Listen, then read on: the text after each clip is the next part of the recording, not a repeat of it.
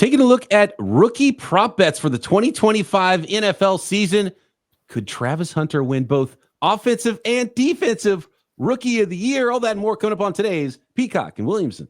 NFL analyst Brian Peacock and former NFL scout Matt Williamson bring you expert NFL analysis every day in less than 30 minutes.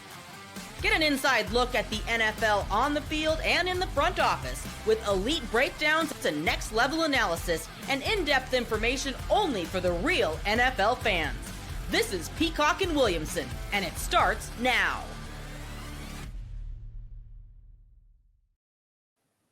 Welcome to the Peacock and Williamson NFL Show. Brian Peacock alongside Matt Williamson at BD Peacock at Williamson NFL. Thanks, everybody, for making us your first listen on the Locked On Podcast Network, your team every day. Love and appreciate all the everydayers out there. Happy Memorial Day to you folks. I always think of my grandfather at this time, fought in World War II. He was a pilot, got shot down, and ended up making home, went to the Korean War as well. It was part of the Battle of the Bulge, which is one of those historical things I like to study up on, just because knowing my grandfather was involved in a famous battle in a famous war is pretty unbelievable. That's awesome. Yeah. What some folks went through in another era as well to give us what we have now. So I just wanted to say that to start. Yeah. Happy Memorial Day to all. It's not all about burgers and dogs and beers, you know? Absolutely. And football, but we are still talking football on today's Peacock and Williamson on this Monday. If you are new to the program, welcome. Subscribe on YouTube and everywhere you get your podcasts. And you can always get those questions into us on Twitter or in the comments on YouTube for this week's mailbag episode. But we're talking rookies in 2025. And we just went through the NFL draft. We've seen some rookie mini camps. We've got some OTAs and other mini camps happening. Mandatory mini camps are coming. We'll see who doesn't show up to those, which will be a story that we will be covering here over the next couple of weeks. But I'll be at the Steelers facility the next 3 days, actually. You know, get my eyes on the rookies for the first time, and DK Metcalf and those type of dudes. You know, so kind of excited about it. Right. We should be able to get some really nice insights to what some of these guys look like in their new uniforms right away when they start practicing with their veteran teammates. Now that rookie mini camps are over, so let's start with some of these prop bets as found on our sponsor, FanDuel.com, and you can always go to FanDuel.com and find all of these bets. And there's tons of ways to bet on the NFL, even though it is not NFL season currently. And it's specifically some rookie prop bets that we're going to get into today. The one I want to start with, and you get pretty big odds here. It's plus 8,000. So we're talking 80-1 odds for Travis Hunter to win offensive and defensive rookie of the year. It's plus 450, so 4.5-1 just for either offensive or defensive rookie of the year. So that's an interesting bet too, because you get two shots at it, not knowing if he's going to play offense or defense. You can just say, okay, plus 450 to win one of offensive or defensive. And then you say, you know what, let's go 80-1 on getting both of them for Travis Hunter. So let's talk Travis Hunter. And I think we will get some more insights here in mini camps, Matt, as to how he's practicing, because I think if I'm not mistaken, the Jaguars said the plan was that he was going to practice both, but he was starting offense first. And they didn't want to throw both sides of the ball at him. So he's going to practice on offense. Then later he'll practice on defense. And then they'll decide, or is he just going to play mostly offense? What's the vibe right now with that? Yeah. So first off, I want to start this conversation with, I think he has a lot less competition this year than he would in most years. I don't think this is a particularly strong first round. I don't think it's a particularly strong blue chip draft, especially on offense. You compare it to last year, there were 6 quarterbacks taken in the first half of the first round, many of whom were slated to start at this time. And then there's Marvin Harrison Jr. and Odunze and Neighbors and McConkey and Brian Thomas. You know, and it was a loaded rookie class for rookie of the year honors and whatnot. And also, when we start talking about these props, across the board, if you would bet all the unders, you'd be happy, you know, because a lot of these guys aren't going to fulfill promise. You know, the hopes are high. Might take them a couple of weeks to get on the field. They could get hurt. But, you know, I get involved in Dynasty. And to me, Jeanty's the obvious first rookie pick and a rare one. You're thrilled if you have the 1-1 this year. But Hunter, to me, is clearly number 2. I mean, most people are taking Hampton or T-Mac, and I think it's Hunter because I think he's going to do full-time receiver, basically, you know, and maybe he comes off field here and there, but most receivers do anyways. And then we'll see about corner, you know, and maybe he does both. But I think if you're there to be a receiver, and then we'll see about corner is how I've been phrasing it. Interesting. Fascinating that folks are drafting Tracy McGrady in their fantasy football leagues this year. So no, I joke about the T-Mac nickname. It's so lazy. Lazy, right? You have such a cool name, and apparently he doesn't want to be called Tet either, which is the natural thing to call someone. So right. T-Mac, I'm not going to do it. Like, that's lazy. I hate that nickname. Whether it's terrible, come up with something. Guys that are T-Mac, multiple guys that are A-Rod. Is like, can we not go there? So something else is going to have to come up. So he's Tetaroa McMillian for now for me. If he doesn't, whatever happened to sweetness, Yeah, so like let's come up with something and let it happen, let it play out, and we'll find out. But I apparently none of the nicknames right now are good for me, at least for Tetaroa McMillian. We'll talk about his prop bets as well, and then the overall offensive and defensive rookie of the year bets here, the futures for the 2025 NFL season. But we're gonna have to do a full segment here on Travis Hunter because there's a ton of different ones there. Yeah. FanDuel with Travis Hunter. So just on that idea alone, I feel like that's a pretty good bet. Just not knowing how Hunter's going to play, where he's going to play exactly. 4.5 to 1 odds for him to get one of the offensive or defensive rookie of the year awards. And what would you have to do to win both? Is that even possible? I think it is. I mean, again, I expect him to have a big rookie season fantasy-wise, catching the ball, being involved in offense, probably see some single coverage with Thomas, their new head coach that comes over with a great offensive mind. I'm buying in on T-Law. That's a terrible nickname too. on the down low as well, on the cheap for fantasy.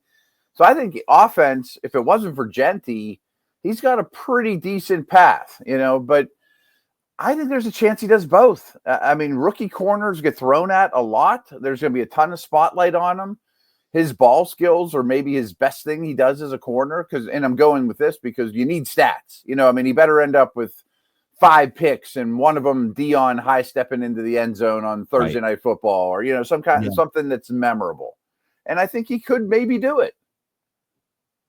His best ability on both sides of the ball is ball skills, both as a receiver and a cornerback. So that's interesting. It'll be difficult, I think, for him to win. No doubt. One, he's got Brian Thomas in front of him too. So would the target share be there, even if he was a full-time just wide receiver? And he's not a complete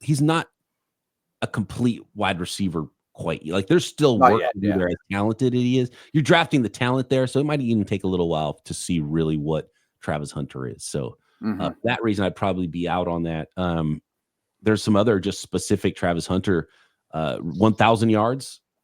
It's 20. It's 20 plus 230 for 1,000 receiving yards, and it's plus, where are the touchdowns here?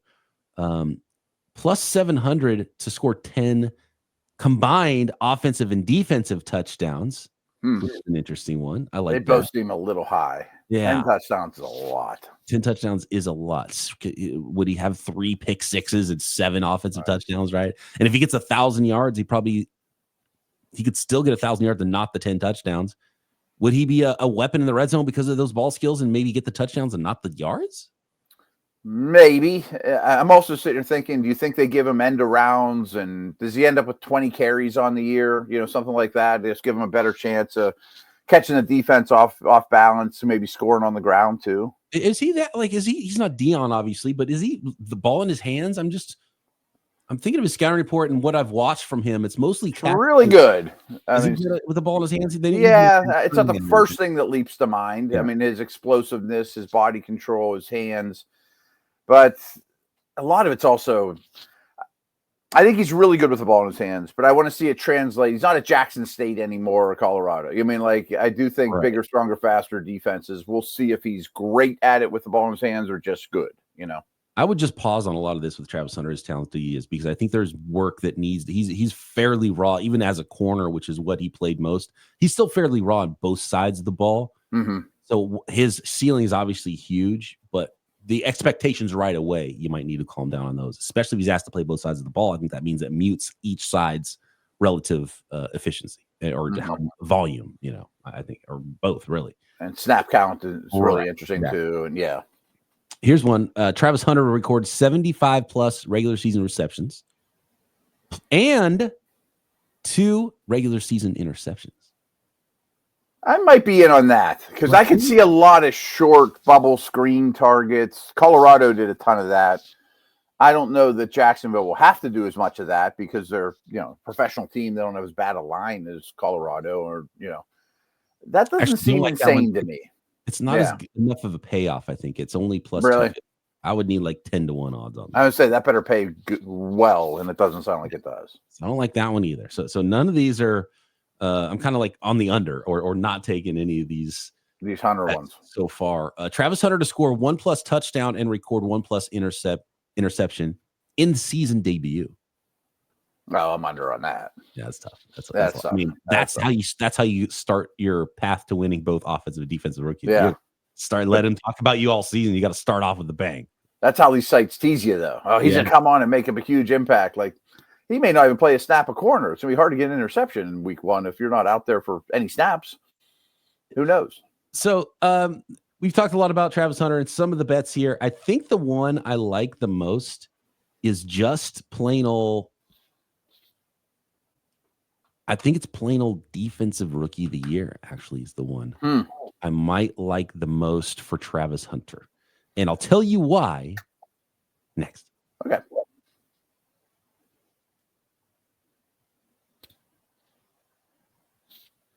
This episode of Peacock Williamson is brought to you by Monarch Money. You ever check your bank account and you're thinking to yourself where'd all that money go between dining out, online shopping, entertainment?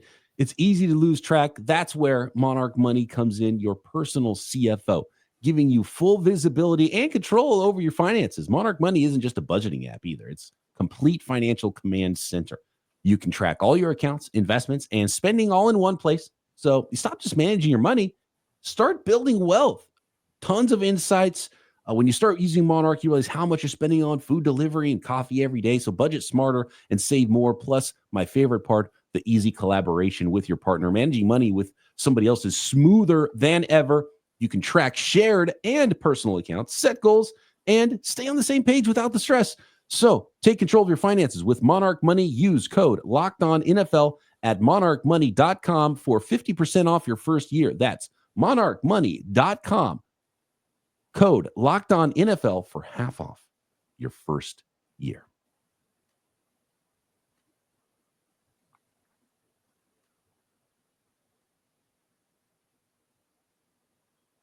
Okay, Matt. So taking a look at, let's just go straight to offensive and you know what? Let's not. Let's talk about each player individually first before we go to the offensive and defensive rookie of the years.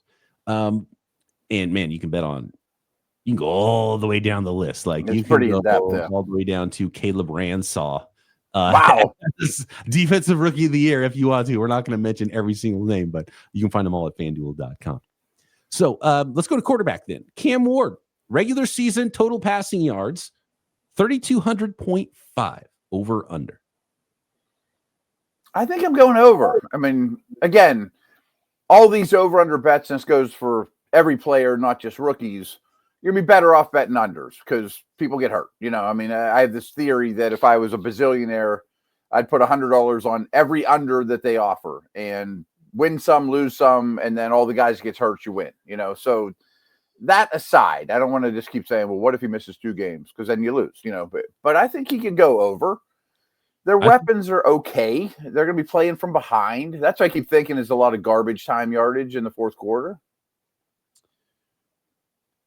Does he start week 1 too? That's what I think he will. Yeah. And I know they're doing this Levis Ward competition at this point, but that's going to go away soon. And is it such a slam dunk that you're like, well, look, it's a sham and Ward's going to start? Because there's a very good chance that a rookie is not going to be quite as ready to go, playbook and everything, as a guy who's been in the league a couple of years in Will Levis. Right. So is it a true competition? Because if that's the case, maybe you let Levis play a little bit and look bad, and then Ward comes in week 3, right? And then is a little bit more ready to go, and then it makes it a little bit more difficult to hit the over on this too. And then maybe an injury here or there. Maybe, and that's a good point. But I'm going to bet that Ward's the opening day starter, and by a week into training camp or so, that's pretty clear. At this point, they're going to make him work. Plays every game. It seems pretty likely you hit the over on the 3,200.5. Yeah. Again, a lot of garbage time yards. I think they'll be losing late in games, 18.5 passing touchdowns in the regular season for Cam Ward. I'm on the over with that too. Okay. I don't think that's a crazy number. get to 1.5 per games, give or take, and miss a game or two. That's not too crazy. It's both or neither. How many starts, right? Right. And I'm counting on 17. I know he'll get hurt, I know he won't necessarily be there for 17, nor will anyone, but I think he's there week 1, and that's a good start. 1 touchdown a game plus a few extras We've here seen and some there. really rough rookie seasons where guys go 3 games and don't have a passing touchdown. What you don't want is him starting 6 games, looking terrible, gets benched for a month. Yeah. That's not what you want out of your first overall pick. But I'm betting against that as we stand here at the end of May. The more I think about it, I'm kind of on the under on those now. Really? There's a lot of paths to not playing 17 games, and still have to play relatively well in those 17 games. And like you said, I think a lot of these, the under is the one that's going to hit most often. We're really high on rookies. And when we just did our 2022 draft review, right? We're going to go back to 2021 and look back at that. And you realize it's a little eye-opening. They're not as good as you think. You expect so much from all these guys. And man, they're relative hits right away if they're hitting any of these overs in a lot of cases. Yeah, and really this draft class that we just saw, I don't think is a particularly good one. Like last year's was really, really good. This one's not great. Next year's looks really good. But so if we go, these draft class revisits are really telling because frankly, almost every draft class underwhelms when you look back at it. I mean, yeah, boy, there's some diamonds in the rough and boy, that guy turned into a good player, but 10 guys in the first round that people are counting on are like, he wasn't very good. And going through these over-unders, you're expecting the most from the guy that's drafted first. And the guy that's drafted first isn't the best at his own position. Right. Even though I still expect that to be the case for Ashton Jeanty. Me too. I'm going to have a hard time going under on him. Yeah. Because there's no competition either. It's not even like Hampton's situation with Najee. I mean, there's nothing in that backfield. This is all about injury. And he is so talented. And he's got a head coach that's going to run the football in Pete Carroll in Las Vegas, 1,075.5 over under rushing yards. This is one that's the easiest over for me. Me too. I mean, in redraft leagues, he's going like 8th overall. I mean, he's going in the first round of redraft leagues. And if you only get 10 or 1,100 yards out of him, he should not be a fantasy first round pick. And those two things don't jive. I think he's closer to 1,400. You look at the passing game, you look at the receivers, right. Is the focal point of that offense going to be just straight up tight end and not really use the running game all that much? I think they'll run the ball a ton. Right. Exactly. Kelly runs the ball. As long as he doesn't break his leg. Mm-hmm. He's just a super talented guy. Absolutely. And there's no one that, of course, he's the week 1 starter. Like we talk about the Charger backfield, you don't even know. If Jeanty's not the week 1 starter, we got big problems. Problems. Yeah. So, and again, total receiving yards for Travis Hunter, 750.5 over under. I'm still over on that. I don't think he gets to 1,000, but I think 750, a lot of design stuff, quick hitters, run off the catch. I think he gets over 750.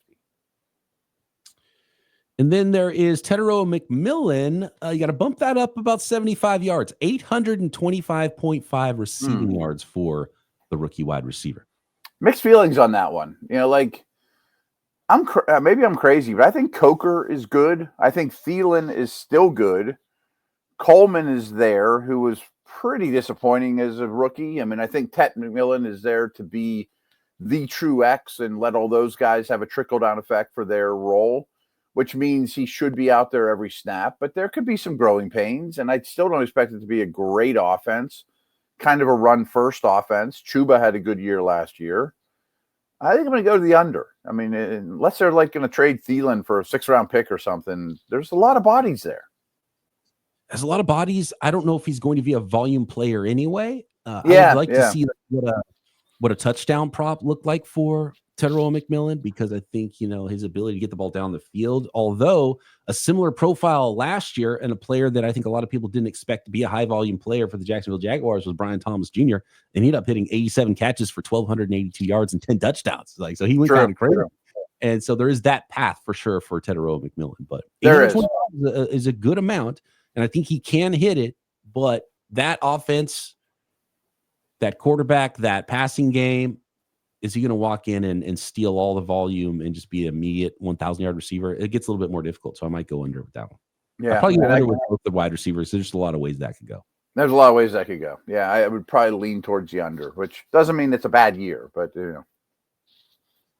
Next, Matt, let's talk about the offensive and defensive rookies of the year who have the best odds to win that, and maybe some sleepers to win that award. And finish up this episode, rookie props in 2025 on Peacock and Williamson.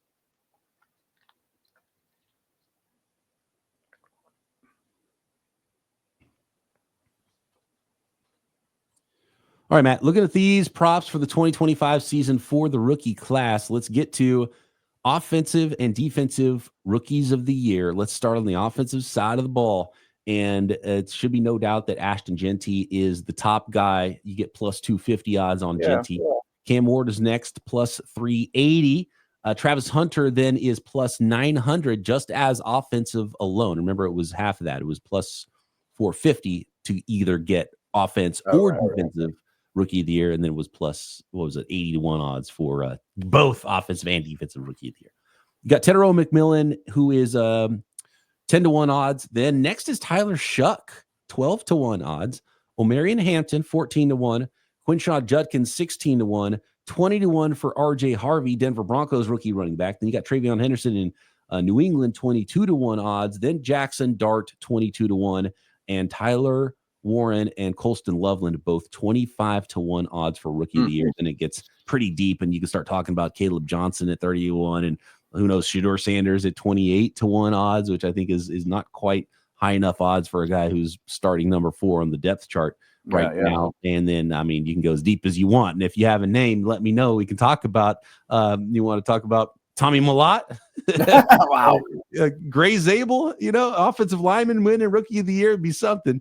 I don't want to say it's impossible, but then you'd have rookie protector of the year for Josh Simmons and Gray Zabel and Will Campbell and some of these guys. But of those names, what do you think? Who do you like for offensive rookie of the year at those odds?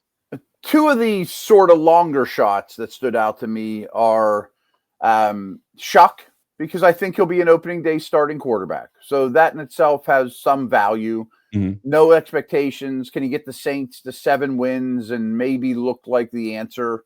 I'm not saying he'd be my first choice, but for what the payoff is, I think it's decent because he's going to be an opening day starting quarterback. That's pretty much all you need to know. I think that's the best start you could have to win this award. Harvey's the other one. I was shocked that his odds were as long or as good as they are because not much competition in the backfield, really good O-line. His head coach, Peyton, is a master at scheming up running back touches and catches. And I think he's adept enough in the passing game. He could be a 3-down back. They may end up winning 10, 11, 12 games. And, you pay attention to the Broncos a little bit more. So for what they pay, I like both of those quite a bit. But this year also reminds me of a couple years back when Mayfield went first overall and Saquon was a really high pick. And I'm sure at this point of the year, that season, Barkley was the odds-on favorite, just like Jeanty. I'm sure of it. Great running back, doesn't matter the situation. But Mayfield got the award, even though it took him a little while to get going. And Barkley was awesome as a rookie. So I just look at Ward saying, shouldn't his odds be about equal to Jeanty's? Yeah. Quarterback factor, Yeah, you're right. That's a great point, is just knowing how people vote on the award. And like RJ Harvey or maybe a running back that is a good dual threat running back. Whoever has the most rushing yards is going to win the award, right? It's like the receiving yards. People, it's the same with MVP, offensive player of the year, that kind of stuff. It's like you need the raw stat. And if you split your stats between rushing and receiving, it's going to hurt you in this type of voting versus one guy that just got all of his yardage in rushing. You say, oh, he was the league leading rusher as a rookie. So he's led all rookies in rushing. So for that reason, I kind of like for the offensive rookie of the year award, I'm 100% going running back in this. Season. And so I think with the odds, Harbaugh, I'm going to go Omarion Hampton is mine, 14 to 1. I think that would be my favorite pick of all of these. I really like Travion Henderson at 22 to 1. He's just got more competition for touches than, RJ Harvey and Omarion Hampton and Ashton Jeanty. And obviously Ashton Jeanty, I do believe, should be 1. I thought about Judkins for those reasons. I just think the offense is going to be terrible for Cleveland, and it's going to be tough sledding, a lot of loaded boxes. Henderson, I basically agree with you. It's not exactly how you said it, but I think Ramondre is going to be the early down back. Henderson's going to be a receiving back. And they're going to have clear roles, and that's not going to be enough touches. My concern with Hampton, though, is that we know he's going to lead the team in rushes week 1. Not that Najee's great, but he's good in protection. He's reliable. He doesn't fumble. Not getting past the Najee hurdle is actually sort of something.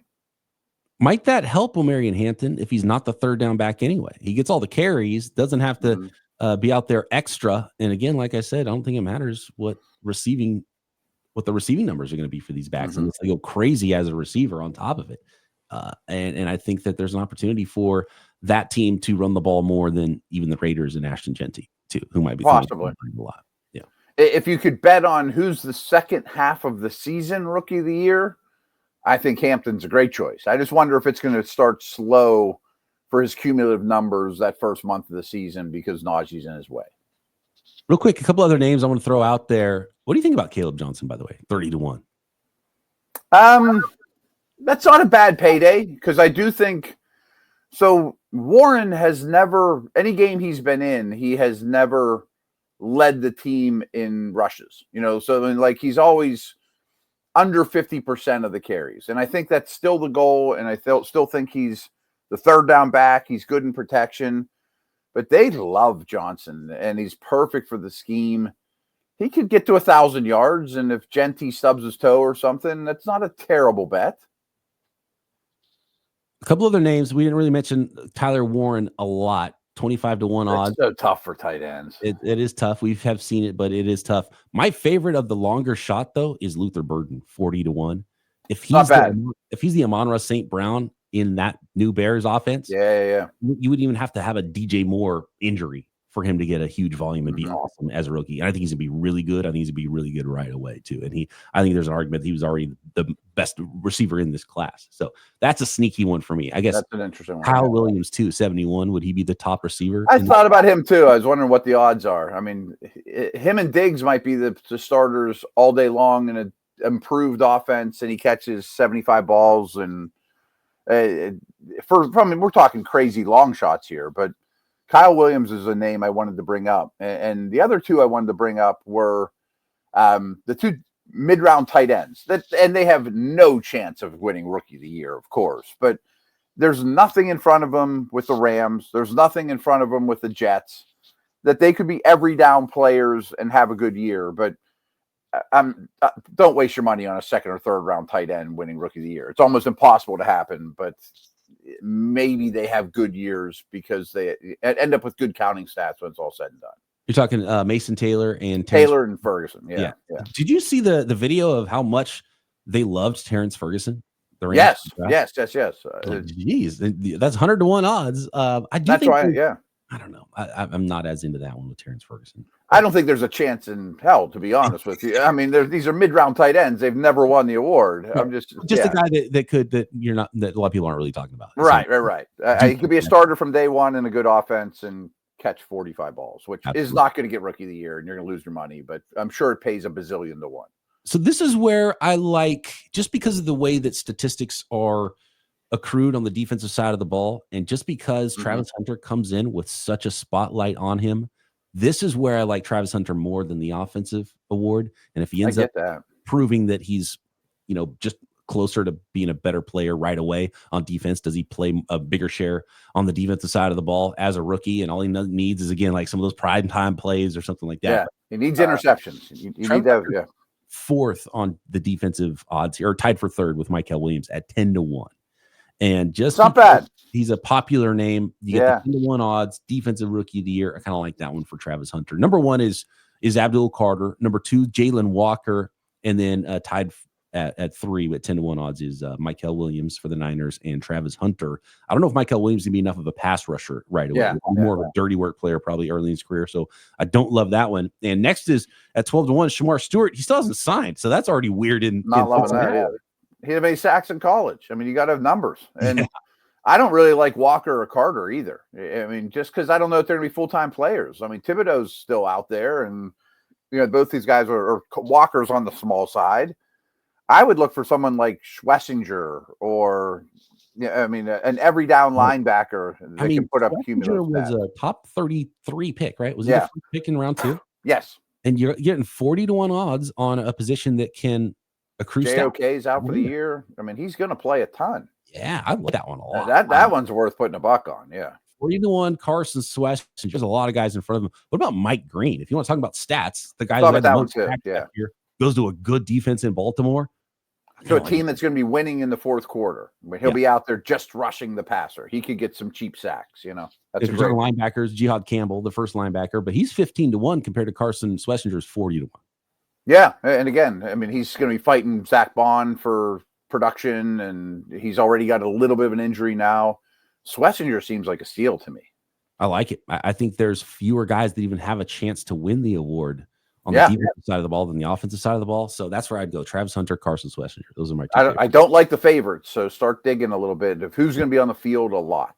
Yeah, and Jalen Walker, too, I think people had him too high in mock drafts. He's a unique player, and he might be a really good football player and still not put up the kind of stats, especially if you're splitting your workload into two kind of hybrid positions. That's going to be tough. So Jalen Walker, I don't like that at all as the second highest odds to win. And Pierce doesn't help him, you know.